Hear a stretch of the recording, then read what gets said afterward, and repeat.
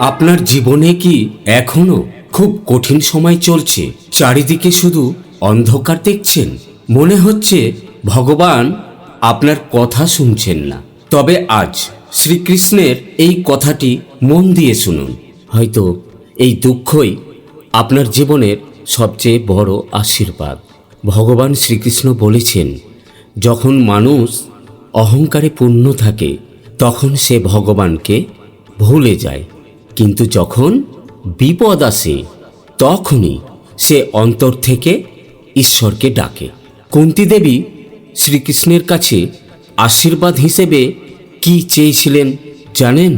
তিনি চেয়েছিলেন সারা জীবন শুধু দুঃখ, কারণ দুঃখ থাকলে তবেই কৃষ্ণকে মনে পড়ে।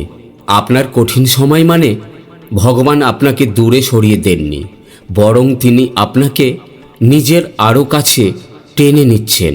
লোহাকে আগুনে না পোড়ালে যেমন শক্তিশালী অস্ত্র হয় না, তেমনি আপনার জীবনের এই পরীক্ষাগুলো আপনাকে ভবিষ্যতের জন্য তৈরি করছে।